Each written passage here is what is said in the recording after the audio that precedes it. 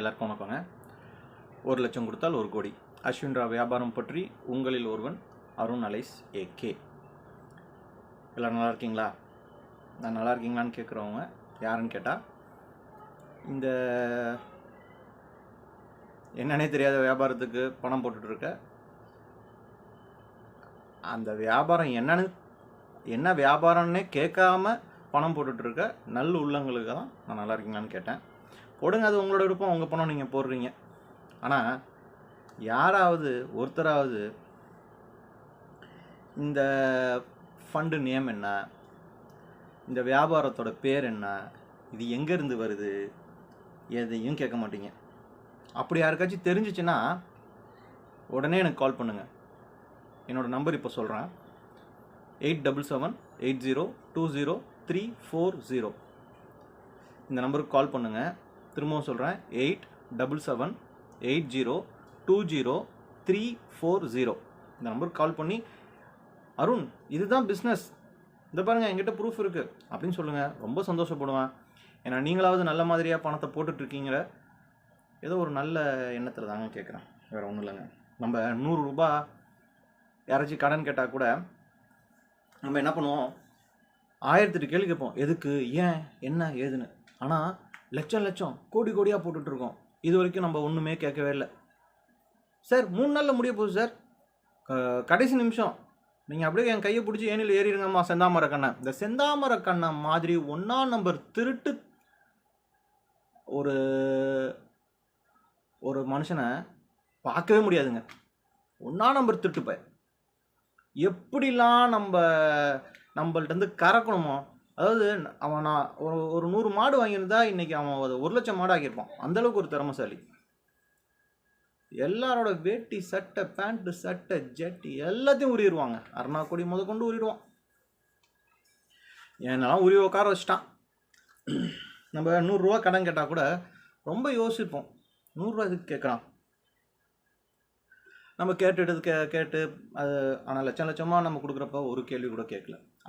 ஆசை இல்லை நம்ம கொடுத்தது. நான் என்ன தாங்க திட்டிக்கிறேன், நான் யாரையும் சொல்லலைங்க. யார் பணம் போட்டால் எனக்கு என்ன, உங்கள் வீட்டு காசு நீங்கள் போடுறீங்க. ஒரு விழிப்புணர்வு எந்த ஒரு பொது மனுஷனும் கொடுக்கலாம். அந்த ஒரு பொதுவான ஒரு ஆளாக தான் நான் கொடுத்துக்கிட்டு இருக்கேன். வர ஞாயிற்றுக்கிழமை இப்போ என்ன சொன்னாங்க, அஸ்வின் ராவ் என்ன சொன்னார், 8ஆம் தேதி அவர் வாங்கிட்டார், 10ஆம் தேதி எல்லாத்துக்கும் கொடுக்க போகிறாரு. இன்றைக்கி தேதி 13 ஆகிடுச்சு, நாளைக்கு 14. அவர் 14ஆம் தேதி ஒரு முக்கியமான வேலைங்க. அவர் எப்படி சொல்லலாம், அவர் முக்கியமான சம்மந்தப்பட்ட வேலைக்கு போகிறாரு. ஏன்னா அதை சொல்லி ஒன்றும் இதாகலை, அது நான் சொல்ல வேண்டிய நேரத்தில் நான் சொல்கிறேன். நாளைக்கு ரொம்ப முக்கியமான வேலைக்கு போகிறாரு.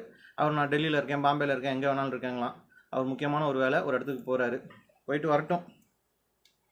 எல்லாருமே நம்ம மானம் கட்டினா, நானும் ஒரு மானம் கட்டவன். என்ன பண்ணுவோம், அடுத்தது வர ஞாயிற்றுக்கிழமை கறி எடுப்போமா, மீன் எடுப்போமா, எடுத்து சாப்பிட்டுட்டு ஞாயிற்றுக்கிழமை ஓடிடும். அடுத்தது திங்கக்கிழமை நீங்கள் எப்போ 17, 18 இப்படியே போகும் டேட்டு. இந்த மாதம் ஓட்டிடுங்க, நல்லபடியாக ஓடும். அப்புறம் ஆடி பிறக்கும், நிம்மதியாக இருக்கலாம், ஒன்றும் பிரச்சனை இல்லை. என்னென்னா ஒன்றுங்க, பாவங்க அஸ்வின் ராவ் இந்த பிஸ்னஸை முடிக்க முடியாமல் ரொம்ப சிரமப்பட்டுக்கிட்டு மேலே எல்லாம் பணம் கேட்டுக்கிட்டே இருக்காங்க. அவர் என்ன பண்ணுவார் பாவம், நம்மள்ட்ட இருந்து வாரி கிணத்துலேருந்து இறைக்கிற மாதிரி இறைச்சி ஏன்னா நிறைய பேர் கொடுத்துட்டு தான் இருக்காங்க. கொடுத்து இந்த பிஸ்னஸை முடிக்கலாங்கிறப்ப அவர் என்ன பண்ணுவார், அவர் பாவம் தானே. அவரும் கொடுங்க, எல்லோரும் என்ன ஏதுன்னே கேட்க நீங்கள் கேளுங்க, வாலண்டரியாக கேளுங்க. இந்த பிஸ்னஸ் முடியணும், வாலண்டரியாக கேளுங்க. சார் இன்னும் எவ்வளோ வேணும் கேளுங்க. ஏன் சும்மா கையில் பணத்தை வச்சுட்டு உட்காந்துருக்கீங்க, கோடியாக கொண்டு போய் கொட்டுங்க. நான் ஏதாவது தப்பாக பேசினா கூட மன்னிச்சுக்குங்க. இந்த பிஸ்னஸை முடிச்சே ஆகணும், நல்லா புரிஞ்சுக்குங்க. கையில் யாரும் பணம் வச்சுருக்காதீங்க, கொண்டு போய் எல்லாம் அஸ்வின் ராவ் அக்கௌண்ட்டில் கொண்டு போய் கொட்டுங்க. எல்லாம் கொட்டினா தான் இந்த பிஸ்னஸ் முடியும். அவர் எவ்வளோ நாள் தான், எப்பா எனக்கு 10 லட்சம் வேணும், 30 லட்சம் வேணும், ஐ நீட் மேக்ஸிமம் அமௌண்ட், என்ன மெசேஜ் எப்படி தான் போட்டுகிட்டே இருப்பார். கொண்டு போய் எல்லாம் கொட்டுங்க. சும்மா அவர் கேட்பார் நம்ம எப்படி உட்காந்துருக்கலாம். அதான் கோடியாக வரப்போதில்ல, எல்லாருக்கும் போய் கொடுங்க எல்லாரும். டென்ஷன் ஆகுதுங்க மனசு, பாவங்க. அவர் என்ன சொல்கிறது, அவரை பணம் இல்லையா, கிட்னியை வீங்க. நானே என் கிட்னியை விற்கலான் இருக்கேன். என்ன சட்டத்தில் இடம் இல்லை, அதுக்கு ஏகப்பட்ட ஃபார்மாலிட்டிஸ் இருக்குது. இல்லைனா ஃபாரினில் போய் அறுத்து கொடுத்துட வேண்டியதான் நம்ம. எனக்கு தெரியலங்க. ஏதாவது இந்த பிஸ்னஸ் முடிக்கிறதுக்கு நம்ம உசுரை கூட கொடுக்கணுங்க. உசுரை கொடுத்தா அது கோடி ரூபாயை வாங்கி நம்ம வந்து சாதிச்சே தீரணுங்க. அதில் செந்தாமரை கண்ணனுக்கு முன்னாடி நம்மலாம் வாழ்ந்து காட்டணுங்க. பணத்தை வாங்கணுங்க நம்மலாம். அவர் மட்டும் தான் 200 கோடி ரூபா வசூல் பண்ணிவிட்டு ஃபார்ச்சுனர் காரு, பையனுக்கு பென்ஸ் காரு, அவர் மட்டும் தான் அவர் பிள்ளைங்களை படிக்க வைப்பாரா? நம்ம படிக்க வைக்க வேணாமா? அவன் ஏமாற்றி சம்பாதிச்சான்.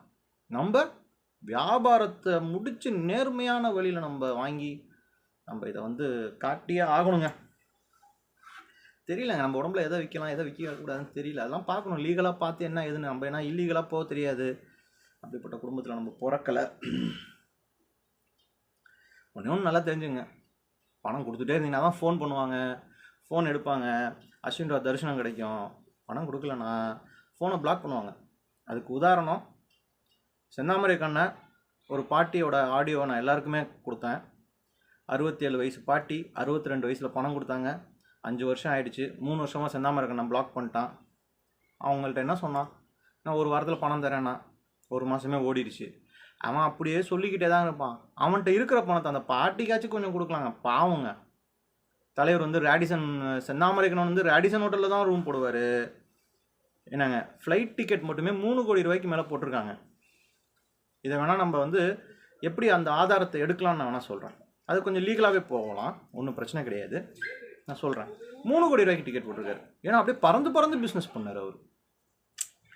என்ன தாங்க சொல்கிறது? அந்த அந்த பாட்டி சொல்லுது 3 வருஷம் நம்பரை பிளாக் பண்ணிட்டேன்னு. பிளாக் பண்ணுவான், அவன் பண்ணிட்டு தான் போவான்.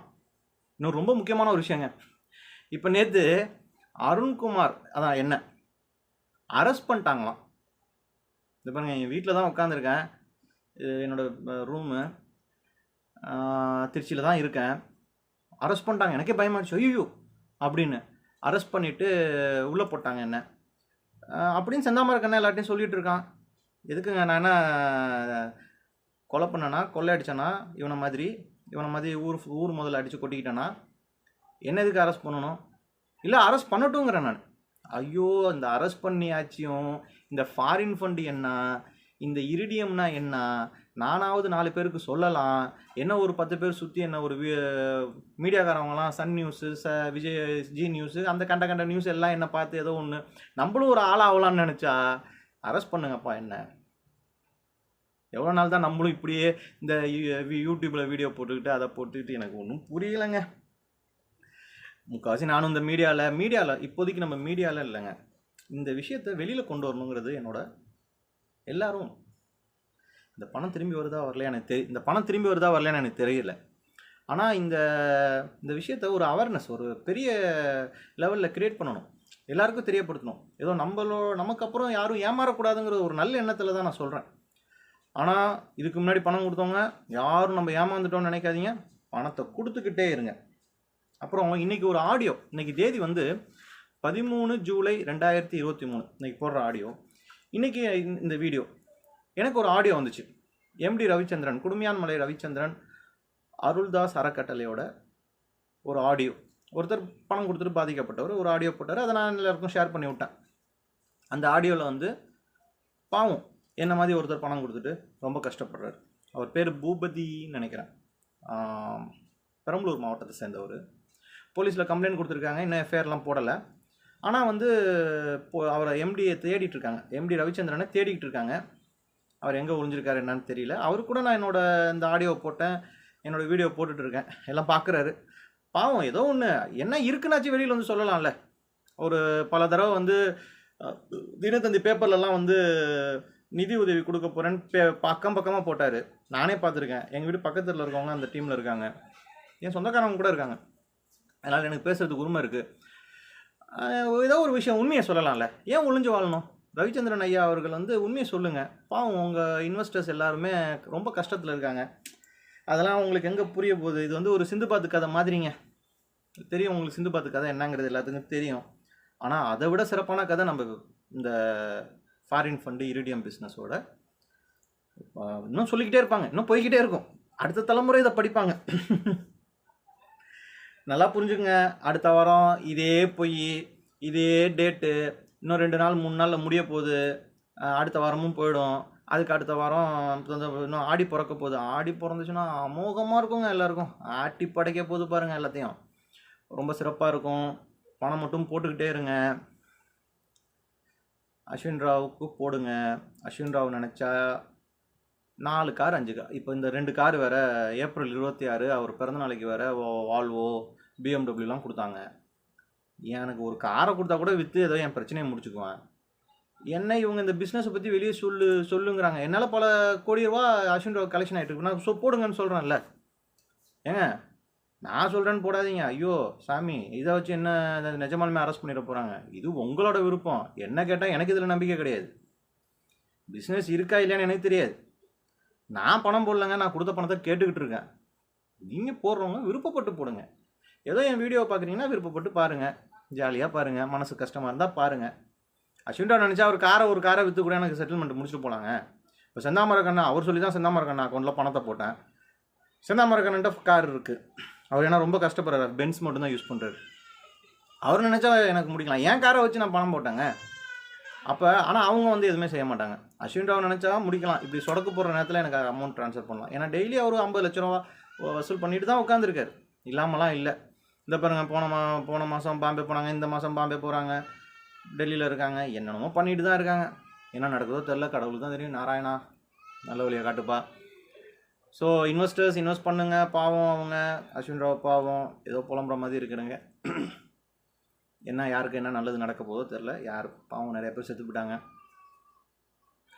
சரிங்க, என்னை அரெஸ்ட் பண்ணிட்டாங்கன்னு சொன்னாங்க. அதை சொல்கிறது தான் மெயினாக இந்த வீடியோ போட வந்தேன். என்னை அரெஸ்ட்டும் பண்ணல, ஒன்றும் பண்ணலாங்க. திருச்சியில் உட்காந்துருக்கேன் நான்.